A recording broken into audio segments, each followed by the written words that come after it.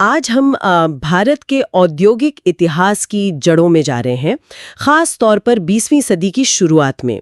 मतलब वो दौर जब आधुनिक भारत की औद्योगिक नींव रखी जा रही थी। हाँ बिल्कुल, एक बहुत ही महत्वपूर्ण दौर था ये। और हमारे पास ना एनसीईआरटी की किताबों पर आधारित कुछ जरूरी तथ्य हैं। हमने उन्हें एक तरह से सवाल जवाब के रूप में रखा है। ये जानकारी उन सभी के लिए बहुत काम की हो सकती है जो डीएसएसबी, टीजीटी, पीजीटी जैसी परीक्षाओं की तैयारी कर रहे हैं। और हाँ, शिक्षा इंजन यूट्यूब चैनल के दर्शकों के लिए भी ये खास तौर पर मददगार हो सकती है। सही कहा, ये एकदम पॉइंटेड जानकारी है परीक्षाओं के लिहाज से। हाँ, पर हमारा मकसद सिर्फ इन फैक्ट्स को रटना नहीं है। हम कोशिश करेंगे कि इनके पीछे की कहानी, इनके मायने और ये आपस में कैसे जुड़े हैं, इसे समझें। बिल्कुल, कॉन्टेक्स्ट समझना जरूरी है। तो चलिए शुरू करते हैं भारत की शुरुआती आधुनिक उद्योगों का ये सफर। तो मेरा पहला सवाल यही है कि शुरुआत कहाँ से हुई?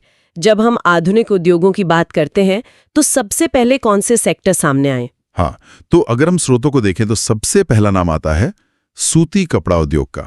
ये भारत में आधुनिक औद्योगिकरण की शुरुआत करने वाला पहला सेक्टर था, कह सकते हैं। सूती कपड़ा उद्योग, अच्छा। और इसकी पहली मिल वो कहाँ लगी थी?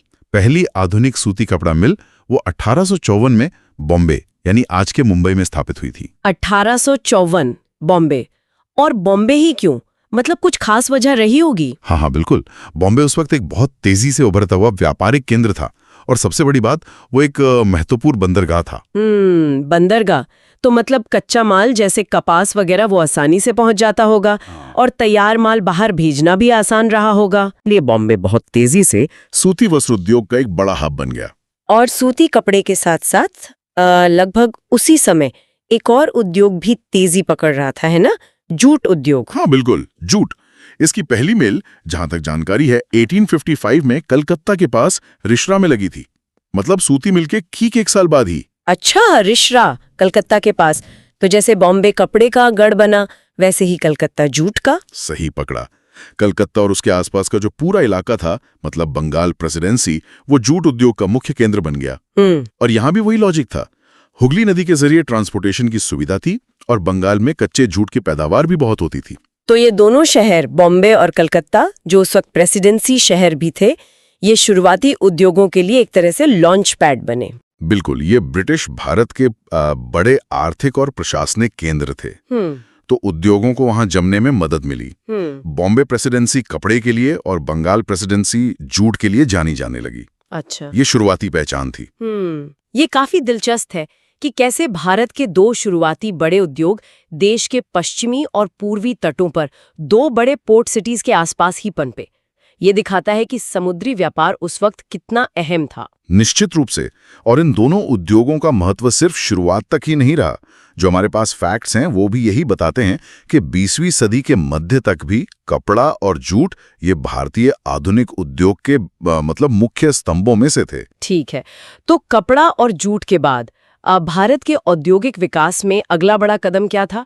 शायद भारी उद्योग? हाँ, अब बारी आती है भारी उद्योग की और खास तौर पर स्टील की। और यहाँ एक नाम उभर कर आता है जो आज भी मतलब बहुत बड़ा नाम है, जमशेदजी टाटा। जमशेदजी टाटा। हाँ। उन्हें भारतीय स्टील उद्योग का प्रणेता माना जाता है ना? बिल्कुल। उनका योगदान सिर्फ स्टील उद्योग शुरू करना नहीं था, उन्होंने भारत में एक नए तरह के इंडस्ट्रियल विजन की नींव रखी थी। 1907 में जमशेदपुर में Tata iron and steel company यानी टिस्को की स्थापना वो महज एक फैक्ट्री नहीं थी। वो भारत की औद्योगिक आत्मनिर्भरता की तरफ एक बहुत बड़ा, बहुत साहसिक कदम था। और टिस्को की सफलता में सुना है कि बिहार के सिंहभूम जिले से मिलने वाले अच्छे लोहे का बड़ा हाथ था, हाई क्वालिटी आयरन ओर। हाँ, लौह अयस्क तो जरूरी था ही। बिल्कुल, सिंहभूम से अच्छी क्वालिटी का अयस्क मिलता था। लेकिन जमशेदजी टाटा की जो दूरदर्शिता थी ना, वो कमाल की थी। अच्छा, कैसे? उन्होंने सिर्फ अयस्क नहीं देखा, उन्होंने एक पूरा इकोसिस्टम बनाने के बारे में सोचा। सिंहभूम से अयस्क, पास की खदानों से कोयला, नदियों से पानी और तैयार माल बाहर भेजने के लिए रेलवे लाइन की जरूरत, ये सब उन्होंने पहले ही सोच लिया था। वाओ! और इसीलिए उन्होंने जमशेदपुर को चुना। ये सिर्फ एक फैक्ट्री नहीं थी, ये एक पूरा औद्योगिक शहर बसाने जैसा था। इसी स्ट्रेटेजिक प्लानिंग ने टिस्को को इतनी जल्दी सफल बनाया। तभी तो जमशेदपुर को भारत का शेफील्ड कहा जाने लगा। शेफील्ड जो इंग्लैंड में स्टील के लिए मशहूर है। बिल्कुल, ये तुलना ही बताती है कि टिस्को ने कितनी जल्दी अपनी पहचान बना ली थी और इसका महत्व बहुत ज्यादा था।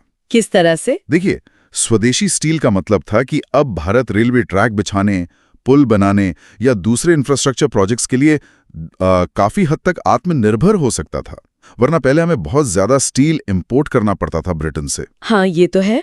तो ये राष्ट्रीय स्वाभिमान और आर्थिक विकास दोनों के लिए अहम था। निश्चित रूप से। तो हमने देखा कि ये उद्योग अंदरूनी कारणों से कैसे पनपे। मतलब कच्चा माल, सही लोकेशन और जमशेदजी टाटा जैसे दूरदर्शी लोग। लेकिन भारत उस समय दुनिया से अलग तो था नहीं। बाहरी घटनाओं का भी तो असर पड़ा होगा, जैसे वर्ल्ड वॉर वगैरह। हाँ, बिल्कुल पड़ता है। बाहरी घटनाएं अक्सर उद्योगों के लिए या तो मौके लाती हैं या फिर चुनौतियां। और पहला विश्व युद्ध जो 1914 से 1918 तक चला, वो इसका एक बहुत बड़ा उदाहरण है। हाँ, जानकारी भी यही कहती है कि फर्स्ट वर्ल्ड वॉर के दौरान कपड़ा और स्टील, इन दोनों ही उद्योगों में जबरदस्त तेजी आई।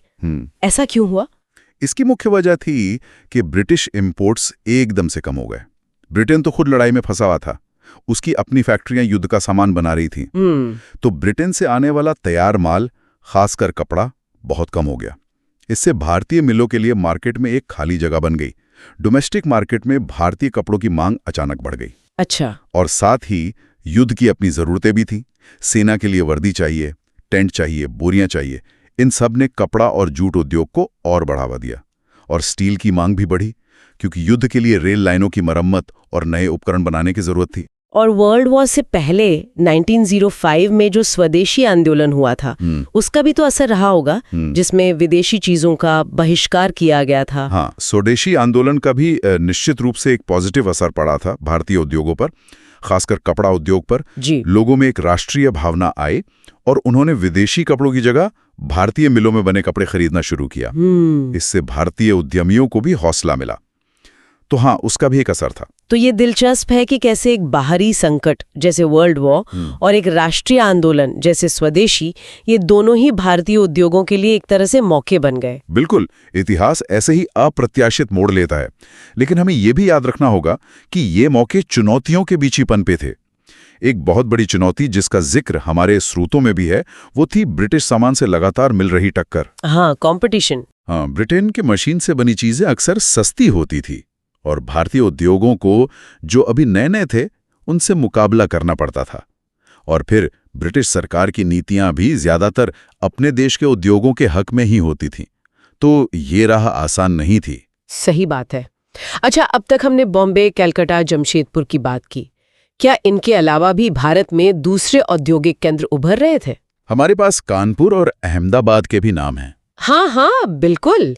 औद्योगिकरण सिर्फ इन 3 बड़े सेंटर्स तक ही सीमित नहीं था। कानपुर का जिक्र आता है चमड़ा उद्योग के लिए। चमड़ा, लेदर इंडस्ट्री। हाँ, कानपुर लेदर गुड्स जैसे जूते, सैडल वगैरह के लिए एक महत्वपूर्ण केंद्र बन गया था। इनका इस्तेमाल सेना भी करती थी और आम लोग भी। और अहमदाबाद, उसे तो भारत का मैनचेस्टर कहते हैं। मैनचेस्टर भी तो कपड़े के लिए मशहूर था, इंग्लैंड में। बिल्कुल सही। अहमदाबाद में भी सूती कपड़ा मिलों का एक बड़ा नेटवर्क बन गया था। बॉम्बे के साथ साथ अहमदाबाद भी पश्चिमी भारत में कपड़ा उद्योग का एक और बड़ा गढ़ बन गया था। तो ये दिखाता है कि कैसे अलग-अलग शहर अपनी खास चीजों के लिए जाने जाने लगे। हाँ, एक तरह की रीजनल स्पेशलाइजेशन डेवलप हो रही थी। बॉम्बे और अहमदाबाद कपड़े के लिए, कोलकाता जूट के लिए, जमशेदपुर स्टील के लिए और कानपुर चमड़े के लिए। अब एक और बहुत अहम सवाल पर आते हैं।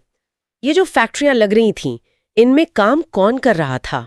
मतलब श्रमिक कहाँ से आ रहे थे? ये बहुत ही महत्वपूर्ण सवाल है और इसका जवाब हमें उस समय के सामाजिक बदलावों की तरफ ले जाता है।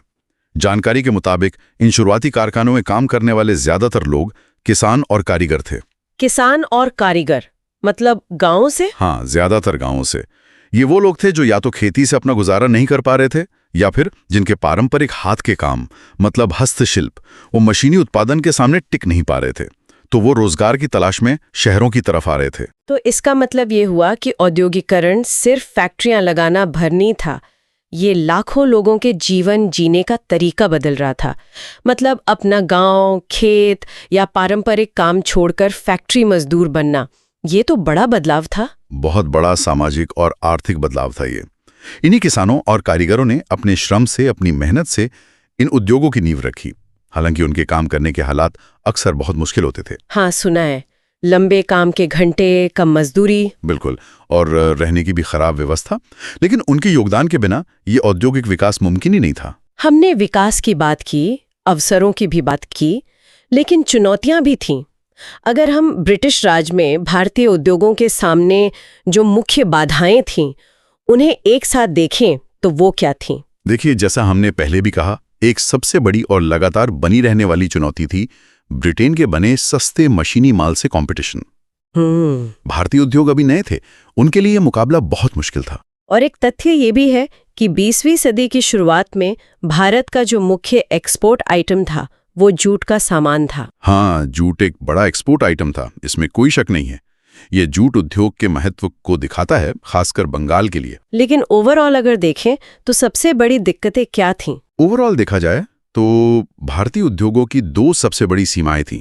एक तो पूंजी की कमी, मतलब कैपिटल, और दूसरी आधुनिक तकनीक की कमी। पैसा और टेक्नोलॉजी? हाँ, ज्यादातर भारतीय उद्यमियों के पास इतने बड़े पैमाने पर उद्योग लगाने के लिए पैसा ही नहीं होता था। बैंकों से लोन मिलना भी आसान नहीं था। और फिर नई मशीनें और बेहतर प्रोडक्शन टेक्निक्स हासिल करना भी मुश्किल था, क्योंकि ये टेक्नोलॉजी ज्यादातर ब्रिटेन या दूसरे यूरोपीय देशों के कंट्रोल में थी। और जैसा मैंने कहा, औपनिवेशिक सरकार की नीतियां भी कुछ खास मददगार नहीं थी स्वदेशी उद्योगों के लिए। वो ब्रिटिश हितों को ज्यादा देखती थी। तो इन सब मुश्किलों के बावजूद अगर हम 20वीं सदी के मध्य तक की तस्वीर देखें तो कौन से उद्योग थे जो भारतीय आधुनिक उद्योग का आधार बन चुके थे?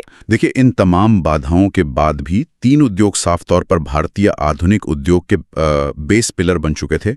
वो थे कपड़ा, जूट और लोहा एवं इस्पात। कपड़ा, जूट और स्टील। हाँ, इन्हीं 3 स्तंभों पर आजादी के बाद भारत के आगे के औद्योगिकरण की इमारत खड़ी होनी थी। ये बात हमारे स्रोतों प्रश्न 20 में भी साफ तौर पर कही गई है। तो कुल मिलाकर आज हमने 20वीं सदी की शुरुआत में भारत के औद्योगिक सफर के कुछ अहम पड़ावों को छुआ। हमने देखा कि कैसे बॉम्बे और अहमदाबाद कपड़े के लिए जाने गए, कोलकाता जूट का केंद्र बना और जमशेदजी टाटा ने जमशेदपुर में स्टील की मजबूत नींव रखी, जिसे भारत का शेफील्ड भी कहा गया। बिल्कुल। कानपुर भी चमड़ा उद्योग के लिए अहम बना। हमने ये भी समझा कि कैसे बाहरी और अंदरूनी घटनाएं जैसे पहला विश्व युद्ध और स्वदेशी आंदोलन इन उद्योगों पर असर डाल रही थीं। कभी मौके बना रही थीं तो कभी मुश्किलें खड़ी कर रही थीं। हाँ, दोनों तरह के प्रभाव थे। और सबसे बड़ी बाधाओं के रूप में हमने ब्रिटिश कंपटीशन और पूंजी व तकनीकी कमी की बात की। उम्मीद है कि ये पूरी बातचीत, जो NCERT आधारित तथ्यों पर है, DSSB, TGT, PGT जैसी परीक्षाओं की तैयारी करने वालों के लिए काम की साबित होगी और शिक्षा इंजन के दर्शकों को भी ये पसंद आएगी। बिल्कुल। और जाते जाते सुनने वालों के लिए एक सोचने वाली बात छोड़ते हैं। हाँ, जरूर। हमने एक बिंदु पर बात की थी कि शुरुआती उद्योगों में मुख्य श्रमिक किसान और कारीगर थे। प्रश्न चौला, कभी ये सोचा है कि इन लाखों लोगों के लिए अपना गांव, खेत, अपना पारंपरिक हुनर छोड़कर शहर की फैक्ट्री में एक बिल्कुल अनजान माहौल में काम करने का अनुभव कैसा रहा होगा? ये तो बहुत गहरा सवाल है। उनके परिवारों पर, उनके समाज पर इसका क्या असर पड़ा होगा? ये वो कहानियां हैं जो अक्सर प्रोडक्शन के बड़े-बड़े आंकड़ों के पीछे कहीं छिप जाती हैं। सही बात है।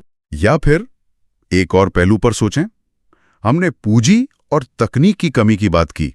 प्रश्न 19, जरा सोचिए, अगर उस वक्त भारतीय उद्यमियों के पास ज्यादा पैसा होता, उन्हें मॉडर्न टेक्नोलॉजी आसानी से मिलती और मान लीजिए सरकारी नीतियां भी ज्यादा सपोर्टिव होती, तो 20वीं सदी के मध्य तक भारत का औद्योगिक नक्शा कैसा दिखता? क्या विकास की रफ्तार कुछ और होती या शायद विकास की दिशा ही कुछ और होती? ये सवाल हमें इतिहास को सिर्फ जो हुआ वैसे देखने के बजाय जो हो सकता था उस नजरिए से भी देखने में मदद करते हैं। वाकई ये सोचने वाली बातें हैं। इस गहरी और दिलचस्प पड़ताल में शामिल होने के लिए बहुत बहुत धन्यवाद। धन्यवाद।